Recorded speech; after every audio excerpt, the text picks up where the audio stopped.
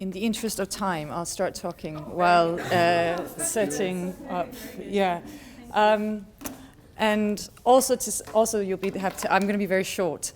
So I won't take up my 12 minutes or whatever. I'm going to, because when we decided, or when Estera invited me to be on this panel, it's in part, I mean, haven't done much work in this area, and so it's also really just to learn about this that I wanted to be part of this discussion. But I'll present some ideas around how I might think about using feminist approaches in the work that I'm doing. So what I've looked at, I'm looking at the moment, is to thinking through this idea of the emerging uses of data, and particularly in governance structures or in forms of control, in relation to social justice concerns.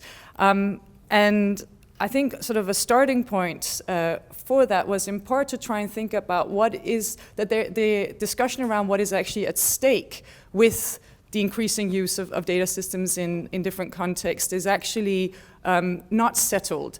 And it has been dominated by certain groups who've argued that, for example, what's at stake is privacy, say, for example, or the protection of our personal data. But actually to sort of think about, well, is this really where claims of injustice come from those who are impacted by this? And so it's to sort of try and think about what would a theory of data justice that would take account of claims of injustice actually mean. And I'm just going to speak predominantly about this working paper that I wrote together with Fieke Janssen and Philippa Metcalf, who are part of this project that we're doing together, on thinking, at least introducing some ideas of the kind of framework we might take to approaching issues of social justice in an age of datafication.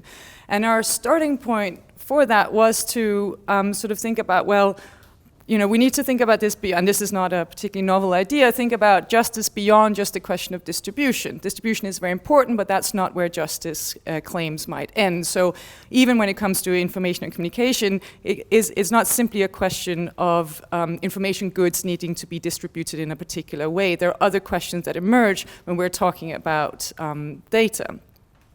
And what we do in this paper is actually we take Nancy Fraser's article on abnormal justice as a sort of starting point to think about where she makes the case that actually these sort of paradigms that are in place about what justice claims are and who is impacted, or what the scope of justice is, or the procedure to ensure or uphold justice claims, that these are actually unsettled. These are not settled things. These are things that are subject of struggle as well. So it moves the lens away from this idea of focusing on a list of principles or a list of goods, and actually starts focusing more on the conditions that underpin how we come to make justice claims, and who gets to decide on what it is it means, what justice actually means. And we felt that, I mean, she was writing in the context of globalization to highlight how this is not at all settled, right? Because globalization undermines a lot of the paradigms we have in place around justice claims. But actually, we sort of wanted to draw that parallel with datafication as well. The datafication also disrupts this grammar of justice, as she refers to it. In one level, we can think about that in terms of data itself, in terms of our decision about what data is not settled. Is it a resource? Is it a currency? Is it something that can be distributed as a good? Is the question around data justice a question of ownership of that, right? So that, I think, is not something that has been settled at all, and is a struggle in itself. But also data, a question around who is the data subject. Is it appropriate to think of a single data subject? Does that make sense in terms of how data travels? And our relationship with data, can we define a constituency of data subjects in any clear way in our current context? Also this, I think, is being disrupted, or is not settled. But also questions around how data justice claims, or how justice claims might be made in relation to data is also not clear. So some might turn to courts or institutions to be the place where, so regulation is the place where justice claims in relation to data should be upheld. But here we're confronted with lots of issues around whether that's too, things are too complex for that to be the avenue through which we uphold justice claims. We increasingly have engineers saying that we can fix these injustices within technology? So is that the route to uphold justice claims, that we have engineers deciding what justice is and injustices are, etc. So we have all of these are kind of areas it's a point of struggle when it comes to data, but also the extent to which datafication in itself disrupts other types of at a kind of meta level in terms of justice claims. So it also helps shape how we come to understand the social world. So in that sense, we can also see that actually the ontology of justice is being disrupted by datafication in this sense. But also the sort of scope of justice in the sense that it disrupts political communities as traditionally understood, and also disrupts where we might, how, for example, would you make claims to justice in relation to welfare, if we heard today? What's the avenue to do that when you have the introduction of data systems for social welfare? Where does the accountability route lie in that sense, right? So all of these areas are being disrupted by this. And so this makes us have to question or look at the conditions in which people might experience injustices. And that's in line with sort of where a lot of my work has come from anyway, which is sort of from critical and emancipatory social science, where the role of the researcher is really to uncover power relations, to uncover forms of oppression. So Fay wrote back in 1975 that critical social science is about understanding the intentions and desires of the actors observed, as well as the rules and constitutive meanings of their social order. They must seek to uncover those systems of social relationships which determine the actions of individuals and the unanticipated consequences of these actions, and must have an explicit recognition that social theory is interconnected with social practice. And then Eric Olin Wright, in his book on social utopianism, I think it's called, I can't remember the name of it, but he writes about emancipatory social science, where he highlights that the word emancipatory identifies the central moral purpose in the production of knowledge, so in the role of the researcher, the elimination of oppression and the creation of the conditions for human flourishing. And the word social implies the belief that human emancipation depends upon the transformation of the social world, not just the inner life of persons. And so this has invited us in many instances so far in the project to sort of map power relations, if you like, in terms of data-driven governance in particular in the different areas that we're looking at. So trying to, in this way, situate data in relation to political economy, in relation to other social practices, in order to understand the function that data comes to have in these different contexts, right? So that's the sort of listening into to power, as the political economy tradition calls it. That's sort of where we've situated a lot of our work so far. But the problem with some of these kinds of approaches is that it sort of positions the researcher as the one who diagnoses what the issues are.